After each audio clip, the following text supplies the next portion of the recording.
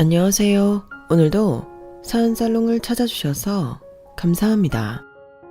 상견례를 앞두고 파혼을 한 여성이에요. 직업에 귀천이 없다는 말 다들 들어보셨죠? 그런데요, 살다 보면 이 말처럼 틀린 말도 없는 것 같더라고요. 제 경험상 무엇보다 귀천을 심하게 따졌던 게 바로 직업이었거든요. 오죽하면 예전에 흥행했던 영화에서 네 아버지 뭐 하시노? 라는 대사가 유행을 했겠어요. 생각해보면 어릴 때 친구 부모님께 인사를 드릴 때면 간단한 호구조사와 함께 부모님이 무슨 일을 하시냐는 질문은 꼭 하셨던 것 같아요. 부모님 직업을 통해 생활 수준을 가늠하느라 그러셨겠죠. 우리 애가 이 애랑 노는 게 득이 될지 아닐지를 판단하려고요. 그러니 직업이라는 건 단순히 먹고 사는 수단이 아니라 그 사람의 배경이 되고 차별의 기준이 되는 셈이에요. 왜 서두부터 직업 얘기를 이렇게 길게 하는지 대충은 감이 잡히시죠? 제가 바로 이놈의 직업 때문에 결혼을 앞두고 파혼을 하게 됐기 때문이에요. 생각하면 할수록 어이가 없고 화가 나서 이렇게 사연을 보내게 되었습니다. 요즘 한창 인기리에 방영 중인 작품 중에 폭삭 속았수다 라는 작품이 있잖아요. 거기 보면 아내밖에 모르는 애처가 남편이 나오는데요. 저는 그 드라마를 볼 때마다 저희 아빠가 떠오르곤 해요. 저희 아빠는 세상 둘째가라면 서러울 애처가시거든요. 사실 저희 아빠가 처음부터 그랬던 건 아니에요. 엄마 말로는 아빠는 연애 시절에도 그렇고 결혼한 이후에도 그렇고 경상도 특유의 무뚝뚝한 남자였대요. 그래서 연애를 할 때 이 사람이 진짜 나를 좋아하기는 하나? 라는 의구심이 들기도 했다더라고요. 일단 표현을 너무 안 하셨거든요. 문제는 애정 표현만 안 하신 게 아니라 다른 부분에 대해서도 표현을 안 하셨다는 거예요. 엄마도 아빠가 과묵한 남자인 건 결혼 전부터 잘 알고 있었기 때문에 그 부분에 대해서는 어느 정도 포기를 한 상태였지만 고부간의 갈등으로 힘들어하는 아내를 그저 묵묵히 보고만 있었다는 거에는 상당히 상처를 받았던 모양이에요. 아빠를 위해 희생을 감수한 엄마로서는 엄청난 배신감을 느낄 정도였죠. 그도 그럴 게 엄마가 아니었다면 아빠는 대학 공부도 마치지 못했던 상황이었거든요. 그 설명을 하자면 먼저 저희 부모님이 어떻게 만나게 됐는지 약간의 설명이 필요할 것 같네요.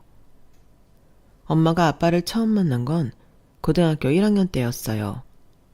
두 분은 고등학교 동창이시거든요. 부모님이 나오신 고등학교는 당시에 몇 안 되는 남녀공학이었어요. 게다가 남녀 합반이었죠. 중학교까지 부산에서 다니다가 고등학교 입학 전에 서울로 이사를 온 아빠는 아직은 서울살이가 낯선 상황이었어요. 친구도 없고 지리도 낯설었으니까요. 게다가 부산 사투리를 쓰는 탓에 안 그래도 적은 말수에 더 적어진 계기도 됐고 그러다 보니 친구를 쉽게 사귀지 못했나 봐요.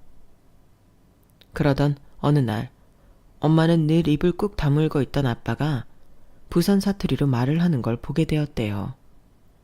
반 친구들은 그런 아빠 말투를 놀려댔지만 이상하게도 엄마는 아빠의 사투리가 듣기 좋았다나 봐요. 푸른 소를 좋아하다 보니 벚꽃마저 좋아졌다는 어느 시인의 구절처럼 엄마는 아빠가 좋았기 때문에 아빠가 사용하는 부산 사투리마저도 좋았던 건지 모르겠지만요. 7살 때 피아노를 시작해 음대 피아노과를 목표로 삼고 있던 엄마는 성적은 중상위권 정도였는데 반면에 아빠는 전교 1, 2등을 다툴 정도로 공부를 잘했다나 봐요. 나중에 안 거지만 아빠는 부산에서도 전교 1등을 놓쳐본 적이 없을 정도로 공부를 잘했었대요. 아빠는 서울대 법대를 목표로 삼고 있을 정도였으니 말 다 했죠 뭐. 당시 부모님이 다니던 고등학교는 잘 사는 동네와 못 사는 동네를 포함한 지역에 위치해 있어서 학생들의 빈부차가 심했었대요. 엄마는 사업을 크게 하시는 외할아버지 덕분에 잔디 깔린 정원이 있는 대저택에서 살고 있었는데 피아노 개인 지도는 물론 주요 과목은 과외를 받고 있었어요. 반면에 아빠는 일찍 부친을 여의고 홀어머니 밑에서 동생 둘과 함께 사는 처지라 생활이 많이 어려웠어요. 할머니께서는 사촌 언니가 하는 남대문 시장 도매 옷가게에서 일을 하셨는데 혼자벌이로 아들 셋을 키우기에는 늘 빠듯했던가 봐요. 그러니 과외는커녕 학원도 다니기 힘든 형편이었죠. 그래도 워낙 머리가 좋고 공부에 대한 욕심이 있어서 사교육을 받는 서울 아이들보다 성적이 더 좋았다더군요. 엄마는 그런 아빠가 신기하면서도 멋있다고 생각했대요. 그래서 어떻게든 아빠랑 친해지려고 애를 썼고 운이 좋게도 짝이 되면서 소원 청취를 할 수 있었어요. 아빠랑 나란히 앉아 수업을 받게 된 엄마는 일부러 아빠한테 아는 문제도 물어보고 거기에 대한 답례라는 명목으로 학용품이나 카세트 테이프, 초콜릿 등을 선물했어요.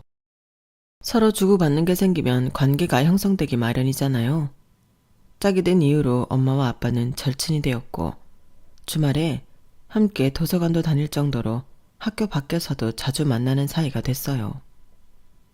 먼저 관심을 보인 건 엄마였지만 아빠 역시도 엄마한테 관심이 있었어요. 서울에 올라와서 처음 사귄 친구이기도 하고 모르긴 해도 엄마한테 반했던 것 같아요. 저희 엄마가 같은 여자인 제가 봐도 한미모 하시거든요.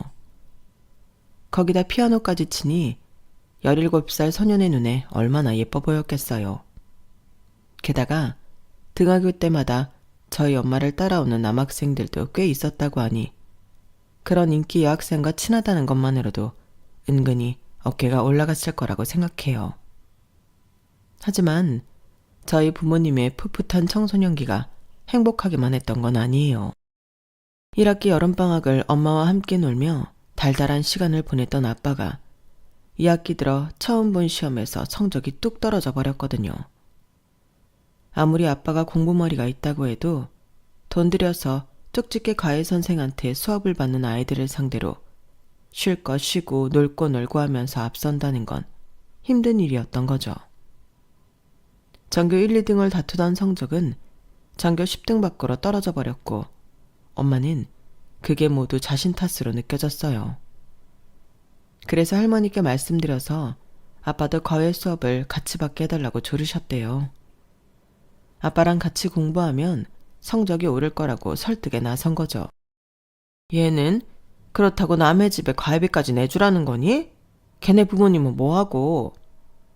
아빠는 어릴 때 돌아가셨고 엄마는 남대문에 있는 친척 가게에서 일하신대. 공부도 잘하고 착한 앤데 불쌍하잖아. 원래 전교 1, 2등 하던 앤데 나 때문에 성적이 떨어진 거야. 그러니까 내가 책임져야지. 어머머? 조그만 게 아주 웃기고 있네. 네가 왜 걔를 책임지니? 좋아. 그럼 걔도 같이 과외시켜줄 테니까 기말고사 때 반에서 10등 안에 들어가야 돼. 안 그러면 당장 과외 끊을 거니까. 알겠니? 반에서 20등 안에 겨우 들던 엄마로서는 엄청난 모험이었지만 그래도 어떻게든 아빠한테 공짜 과외를 시켜주고 싶은 마음에 그러겠다고 약속을 하셨어요. 그런데 생각지 못한 암초에 걸렸지 뭐예요. 아빠가 공짜 과외를 거절한 거예요. 내 과외비를 와 네 부모님이 내주시는데 됐다 치아라. 성훈아 그러지 말고 그냥 하자. 솔직히 너 나 때문에 성적 떨어진 거잖아. 내가 툭하면 공부 그만하고 놀자 그러고 방학 동안에도 내내 너 공부도 못하게 불러내고 했잖아. 그리고 따지고 보면 이거 공짜 아니야. 과외도 과외지만 나 10등 안에 들어가려면 평소에도 네가 나 공부 가르쳐줘야 돼. 그러니까 나 가르치는 과외비다 생각하자. 어? 사실 아빠도 명문대 학생한테 과외를 받고 싶었을 거예요. 아빠한테는 조금만 도와주면 훨씬 수월하게 성적을 올릴 수 있는 능력이 있었으니까요. 아이처럼 옆에 붙어서 징징대는 엄마 때문에 결국 아빠는 과외를 하기로 했대요. 그런데 그 전에 저희 외할머니를 찾아뵙고 감사 인사부터 하겠다고 해서 엄마는 아빠를 집에 데리고 갔어요. 먼 훗날 외할머니께서 그러시는데 엄마가 저희 아빠를 데리고 현관문을 열고 들어오는데 아, 저 아이가 내 사위가 될 아이구나 생각하셨다고요. 나이답지 않게 과묵하고 듬직한 모습이 그렇게 마음에 드셨다고 말이죠. 그렇게 과외 수업을 함께 받을 수 있게 된 엄마와 아빠는 자신이 아닌 서로를 위해 정말 열심히 공부했고, 기말고사 때 아빠는 전교 1등을, 엄마는 반에서 9등을 할 수 있었어요. 딸이 반에서 10등 안에 들었다는 소식에 외할아버지께서는 누구보다 기뻐하셨고, 이후로 고등학교를 졸업할 때까지 아빠는 저희 외가의 지원하에 공짜 과외를 받을 수 있었어요. 학력고사 세대였던 부모님은 다행히 자신들이 원하는 대학에 들어갈 수 있었어요. 아빠는 서울대 경영학과에 합격했고, 엄마는 경희대 음대에 합격하셨거든요. 3년 내내 껌딱지처럼 붙어 다니다가 학교가 끝에서 끝으로 나눠지자 엄마는 한동안 분리불안을 느낄 정도로 전전긍긍 하셨어요. 아빠를 제외한 가족들이 다시 부산으로 내려가는 바람에 아빠는 기숙사 생활을 해야 했는데, 그 바람에 부모님은 동네에서도 마주칠 일이 없어져서 더더욱 그러셨을 거예요. 학비와 용돈까지 벌어가며 대학 생활을 해야 했던 아빠는 평일 주말 할 거 없이 과외를 하러 다녔는데, 그래서 엄마와 만날 수 있는 시간이 제한적이었어요. 엄마는 그게 늘 불만이었죠. 고등학교 2학년 말부터 몰래 사귀어오던 나름 연인이었는데 얼굴 볼 시간도 없으니 화가 날 만도 했죠. 엄마한테 손아래 형제나 자매라도 있었더라면 아빠를 과외 선생으로 불러들일 수 있었겠지만, 안타깝게도 엄마는 외동딸이었어요. 남자친구를 자주 볼 수 없다는 것 빼고는 세상 고민이 없던 엄마였는데, 대학교 1학년을 마치기도 전에 집안에 병고가 생기고 말았어요. 외할아버지께서 급성 심근경색으로 세상을 떠나셨거든요. 평생을 외할아버지 그늘에서 살아온 외할머니와 엄마는 그제야 세상의 냉혹함을 온전히 경험하게 되었어요. 외할아버지가 돌아가시고 외할머니가 회사를 맡아서 운영하게 되었는데, 그게 생각처럼 쉽지 않았던 거예요. 외부의 경쟁업체도 문제였지만 가장 큰 적은 바로 내부 직원들이었어요. 정확히는 외할머니를 탐탁치 않게 생각하던 임원진들이었죠. 외할머니 앞에서 대놓고 싫은 티는 안 냈지만 분명히 외할머니 귀에 들어올 걸 아는데도 여자는 밥뚜껑 운전이나 하라거나 암탉이 울면 집안이 망한다는 말을 서슴찮게 하곤 했거든요.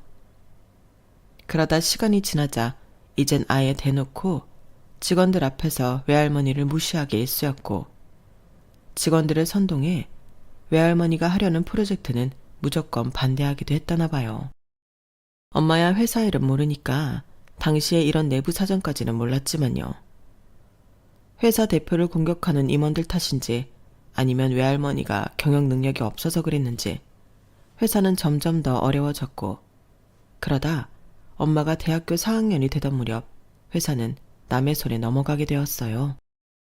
임원 중 하나가 경쟁사와 손을 잡고 일부러 회사를 망하게 만든 거였지만 구체적인 증거가 없어서 소송조차 할 수 없었다더군요. 그나마 저희 아빠가 나서서 관공서도 쫓아다니고 은행 담당자와 거래처 사장님들을 만나 일 처리를 한 덕에 살 집과 얼마간의 돈은 챙길 수 있었어요. 엄마 말이 그냥 회사 사람들한테만 맡겨두었다면 그마저도 다 날아갔을 거라고 하더군요. 잔디 정원이 있는 대저택에 살던 엄마와 외할머니는 엘리베이터도 없는 4층 빌라로 이사를 하게 되었어요. 그래도 다행인 건 엄마가 졸업 전에 취직이 돼서 생활비 걱정은 하지 않을 수 있었어요. 문제는 아빠가 학교를 그만둘 처지에 놓였다는 거예요. 고향에 내려가 식당 일을 하시던 할머니가 뺑소니 차량에 치여서 많이 다치셨는데 당장 수술할 돈이 없었어요. 어려운 형편에 이미 친척들한테 손을 내밀었던 게 한두 번이 아니라서 더는 도움을 받기 힘들었거든요. 그런데 참 대단한 건 그 소식을 듣고 저희 외할머니가 가지고 있던 보석을 처분해 그 돈을 대줬다는 거예요.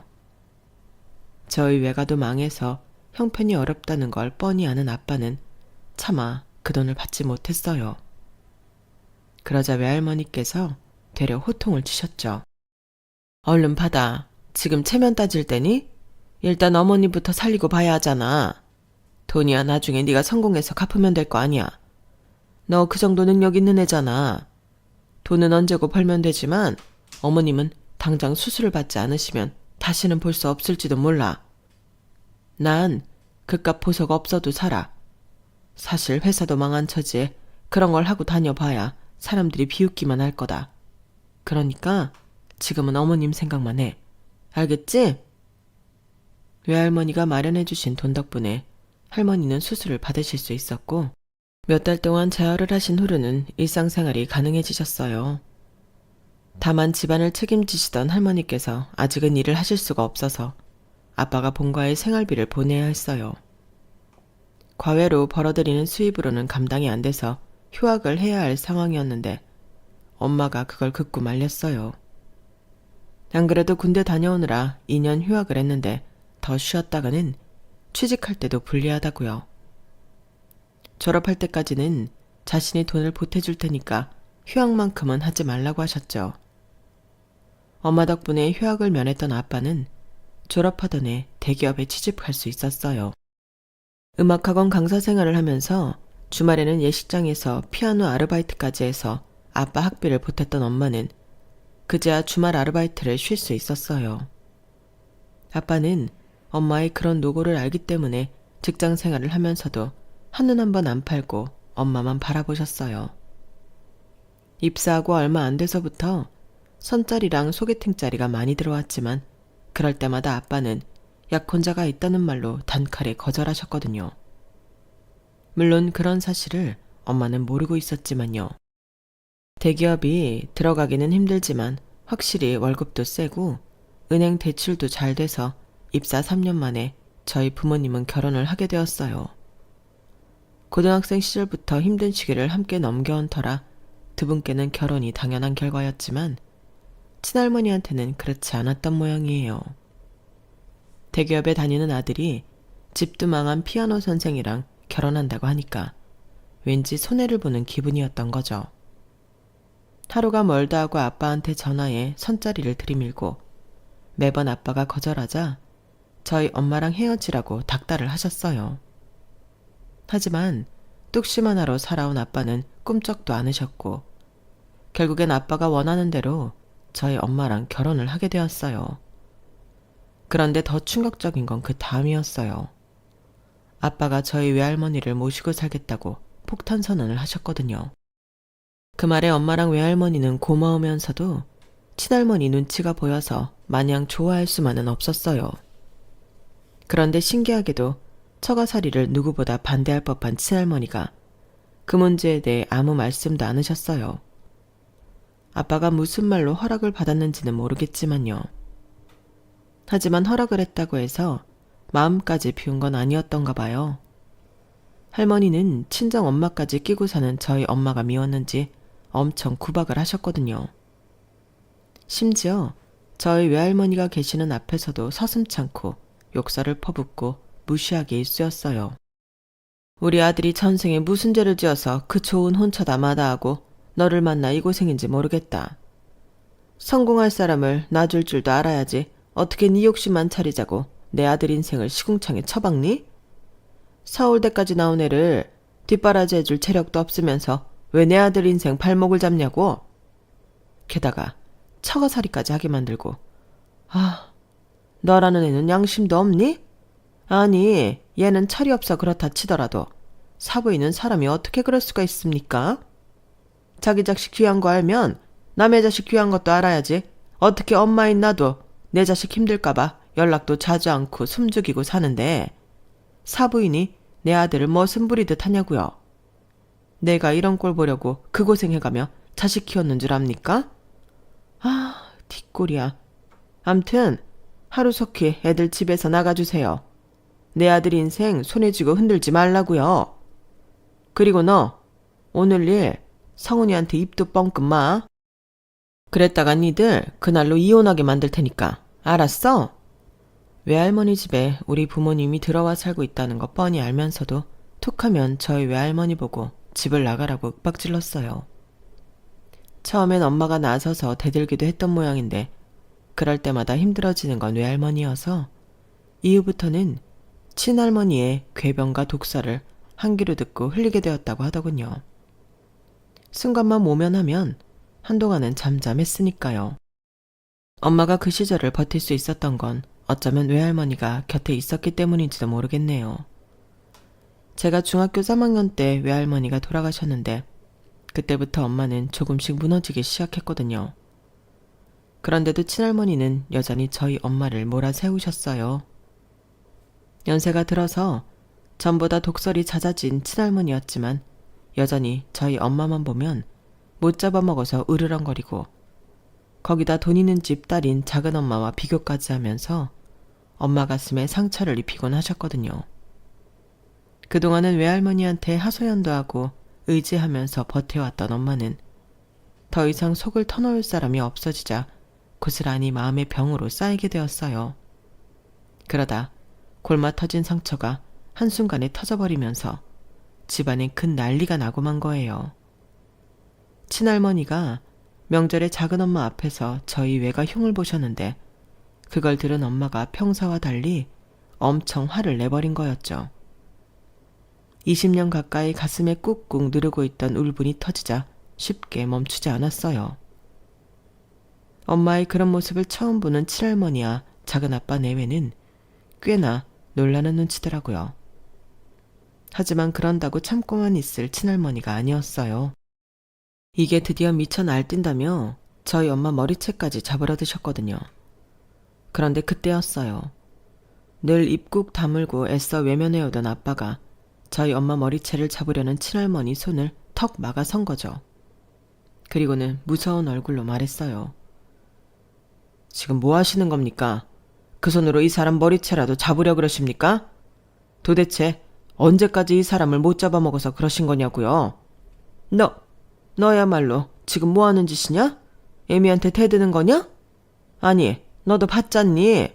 네 처가 미쳐 날뛰는 거 네 눈으로 똑똑히 보지 않았냐고. 지렁이도 밟으면 꼴통 된다고 했습니다.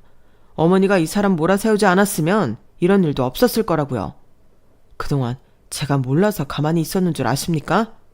내가 나서면 어머니가 이 사람을 더 힘들게 하니까 그래서 입 다물고 귀 닫고 산 거였다고요. 그런데 그러지 말아야 했습니다. 이 사람이 마음의 병이 생길 정도로 힘들 줄은 몰랐으니까요.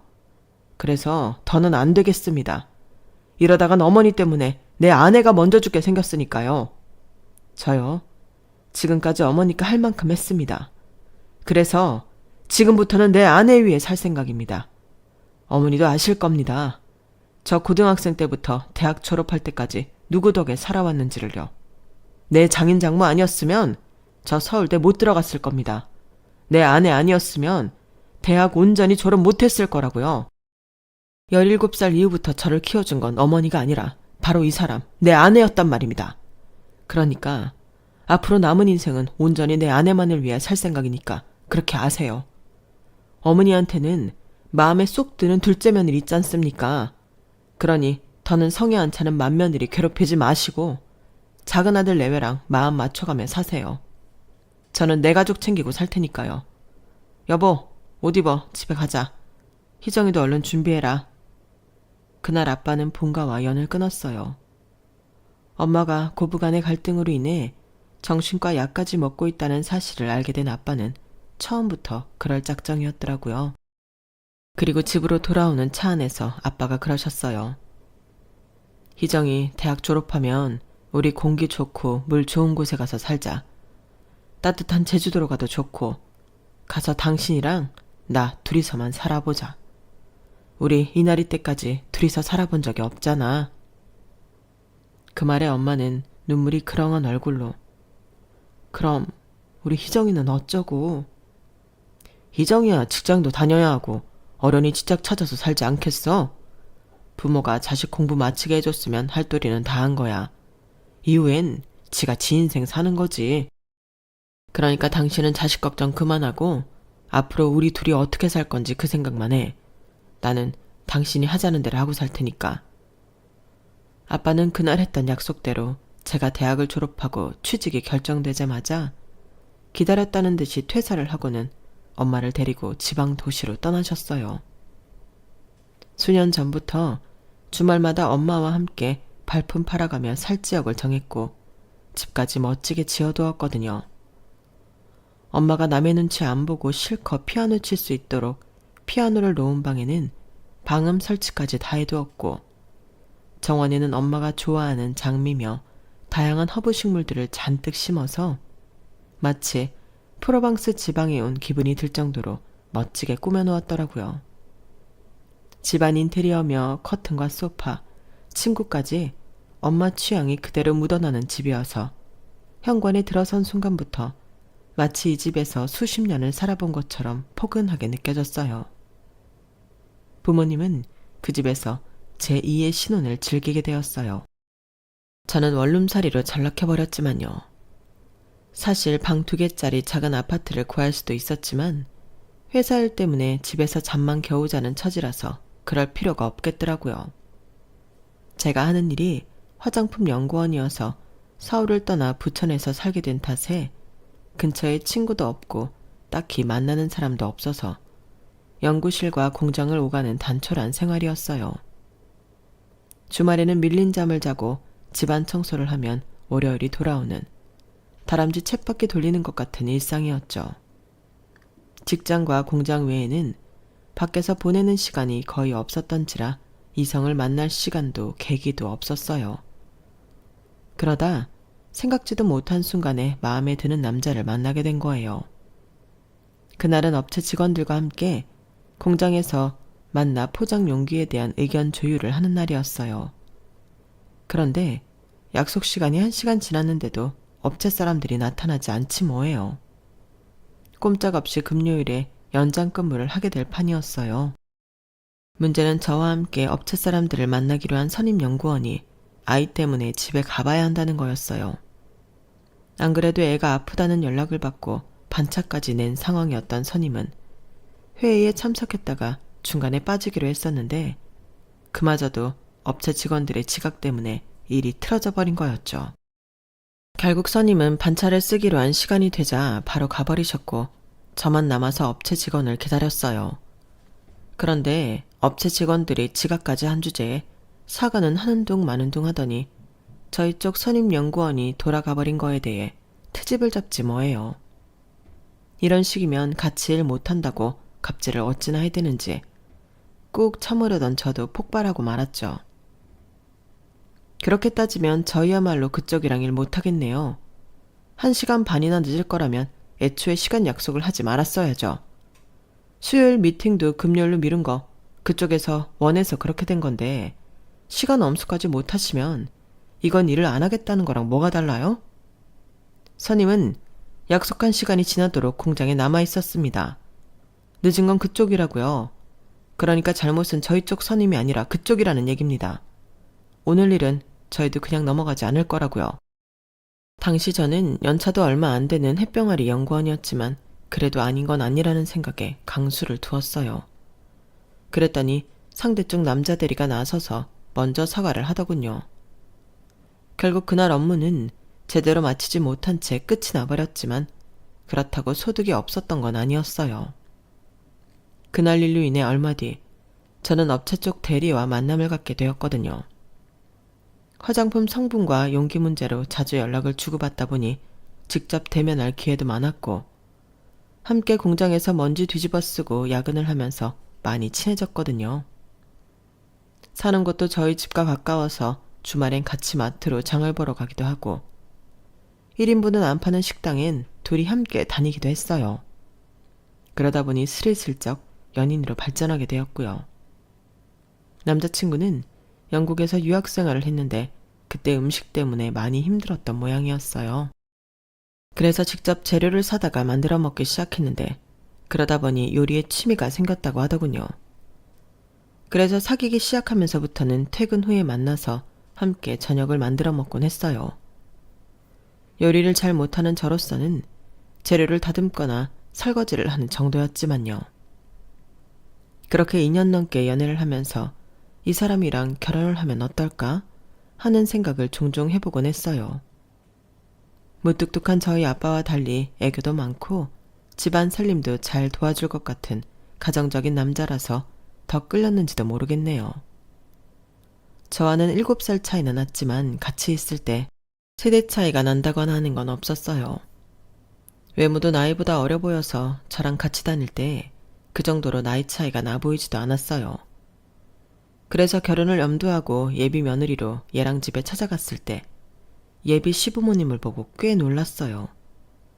저희 부모님에 비해 많이 늙으셨거든요. 알고 보니 얘랑이 늦둥이라서 그렇더라고요. 그런데 연세만 많으신 게 아니라 뭐랄까 대화가 안 통한다고 해야 하나? 아니 그보다는 뭔가 벽에 대고 얘기를 하는 기분이 들었어요. 예를 들어 말끝마다 여자는 남자는 이렇게 남녀를 구분지어 말씀하시는 게 조금 거슬리더라고요. 거기다 저희 부모님이 지방에서 농사를 지으신다고 했더니 한숨을 쉬시면서 더는 볼 것도 없다는 듯이 무시하셨어요. 저한테는 그러시면서도 얘랑한테는 또 얼마나 살갑게 대하시는지 마치 5살짜리 아이 재롱을 보는 부모님처럼 눈가에 미소가 끊이지 않더라고요.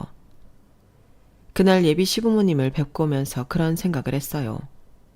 우리 엄마는 어떻게 그 긴 세월 동안 친할머니한테 구박을 받으면서도 그렇게 밝게 살 수가 있었을까 하고 말이죠. 저는 예비시댁에 가서 앉아있던 2시간 남짓이 정말 숨막히고 고통스러웠거든요. 이런 분들은 어떻게 시부모님을 모시고 살까 걱정도 됐고요. 그래서 기혼자인 선임한테 그 얘기를 했더니 마치 달관한 사람처럼 피식 웃으시며 그러더라고요. 희정씨, 달래 기혼 여성들이 시금치를 싫어하는 게 아니야. 나는 아주 시자가 들어가는 것만 봐도 팔에 닭살이 돋는다니까? 말로는 요즘 시어머니들은 며느리 눈치 보고 산다고 그러는데 그것도 사람 나름이야. 아직도 우리나라 시어머니 대부분은 며느리를 돈 안 주고 부리는 몸종 취급한다고. 며느리도 자기 아들이랑 똑같이 직장 생활하며 돈 버는데도 애한테 문제 생기면 무조건 며느리 탓부터 하고 본다니까? 그뿐이야. 자기 아들은 신김치 싫어하니까 철마다 새로 김치 담가서 먹으라 그러지. 아침에 빵 말고 밥해서 먹이라 그러지. 살림에 육아에 시시콜콜 간섭하면서 정작 내가 일 그만두고 살림하겠다고 그러면 그건 또 죽어도 안 된대요. 자기 아들 혼자 뼈 빠지게 돈 벌어서 나한테 바치는 꼴은 못 본다고 말이야.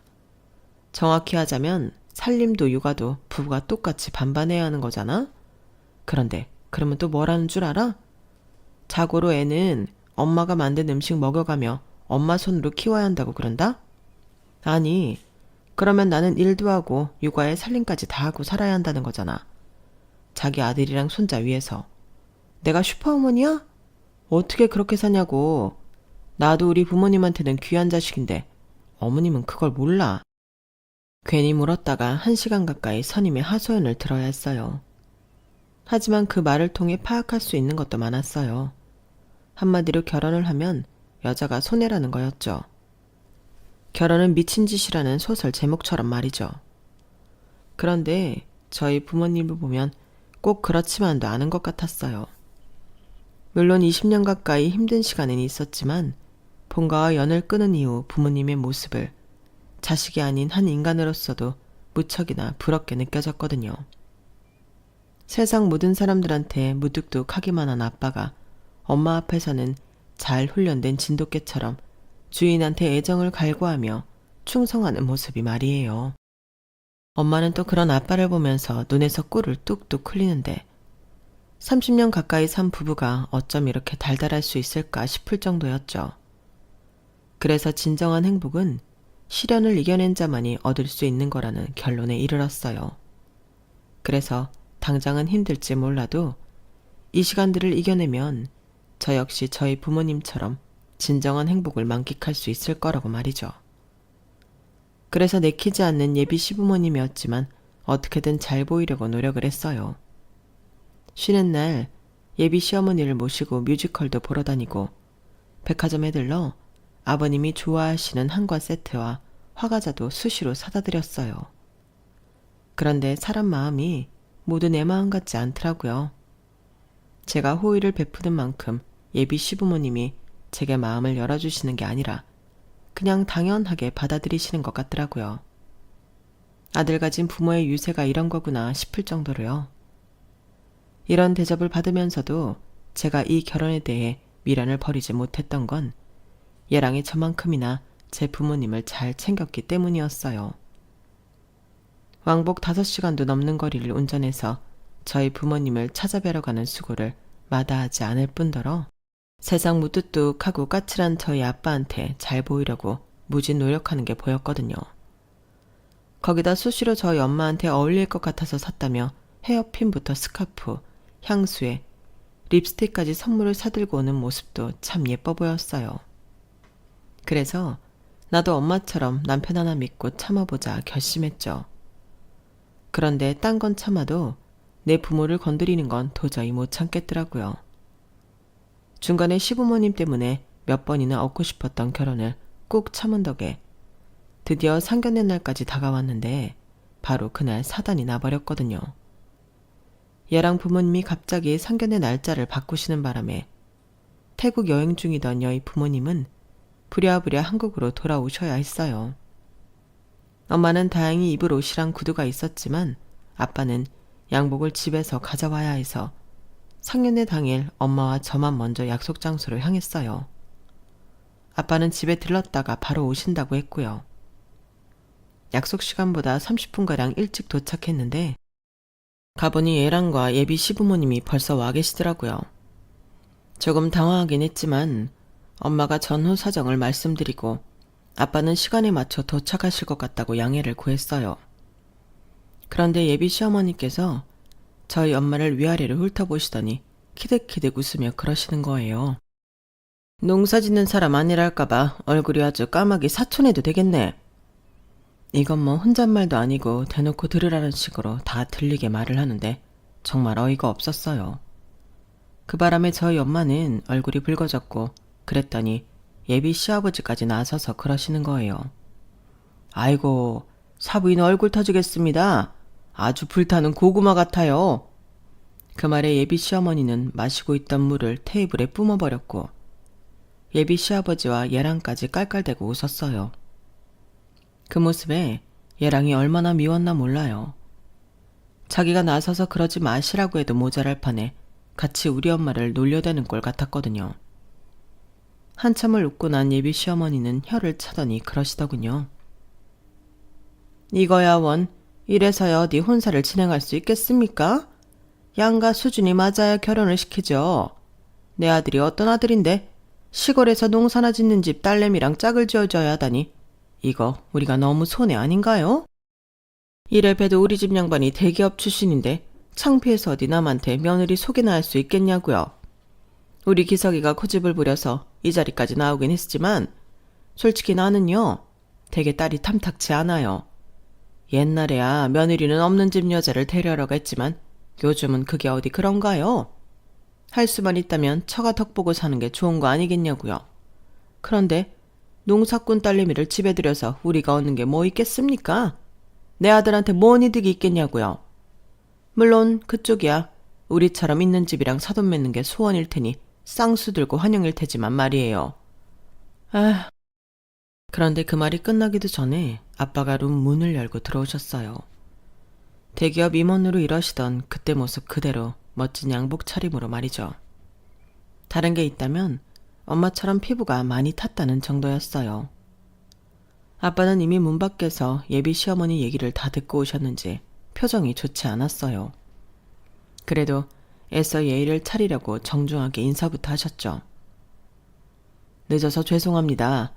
상견례 날짜가 바뀌었다는 연락을 받고 급하게 귀국하느라 늦었습니다. 이럴 줄 모르고 동남아 땡볕 아래서 골프 쳤더니 태닝이 좀 과하게 됐지 뭡니까? 양해 부탁드립니다. 그런데 혹시 땡땡화학 이전무님 아니십니까?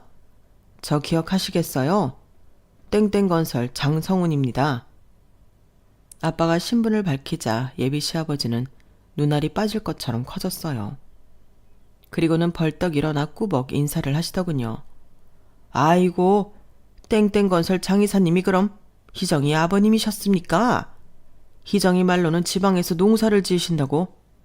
네, 회사를 나와서 현재는 유기농 채소 유통업체를 운영하고 있습니다. 농사도 짓고 있고요. 그런데 이 전무님은 퇴사하신 지 꽤 되신 걸로 아는데 무슨 일을 하는지 여쭤봐도 될까요? 저야 불러주는 데도 없고 고양이나 키우면서 지내고 있습니다.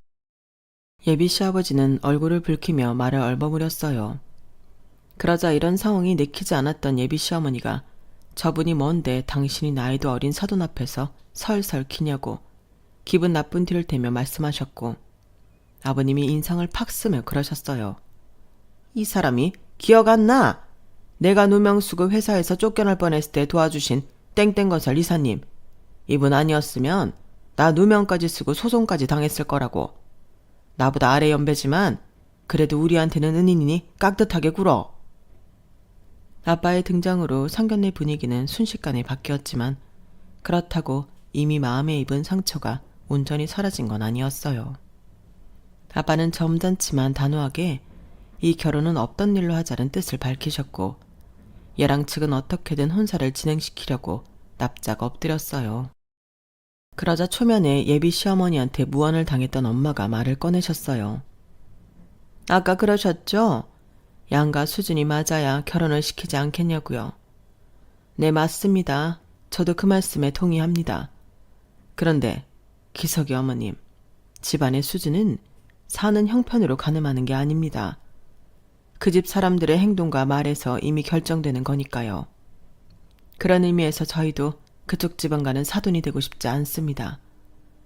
기석이 어머님한테 기석이가 귀한 자식이듯 저희 부부한테도 우리 희정이는 아주 귀한 자식이거든요. 그래서 사람을 함부로 대하는 집에는 절대 보내고 싶지 않아요. 그럼 더 시간 낭비할 거 없이 먼저 일어나겠습니다.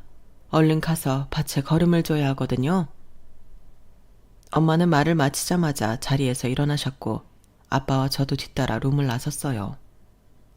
예랑은 마려운 강아지처럼 저를 졸졸 따라오며 한 번만 더 기회를 달라고 징징거렸지만 이미 마음이 뜬 저는 그러고 싶지 않았어요. 그렇게 제 결혼은 상견례 자리에서 파투가 나고 말았어요. 사는 곳과 직업으로 사람을 판단했던 예랑의 부모님이 자식 결혼이 파투가 났다고 해서 자신들의 성향이 가치관이 바뀌거나 하지는 않을 거예요. 그저 혼사를 깬 저희 집을 원망하실 뿐이겠죠. 이번 일을 계기로 저는 참고 버티는 것도 그럴 만한 가치가 있는 사람들한테나 해야 한다는 걸 배울 수 있었어요. 비록 2년간의 연애는 파혼이라는 결말을 맞았지만 그래도 앞으로 살아갈 제 인생이 진흙탕에 빠지지 않은 걸 감사해야겠죠? 지금까지 제 사연을 들어주셔서 감사합니다. 들어주신 분들 모두 소중한 인연들과 행복하시고 건강하세요. 여러분, 사연 댓글에 응원과 현명한 조언 부탁드려요. 좋아요와 구독은 저에게 큰 힘이 됩니다. 오늘도 좋은 일 가득하세요.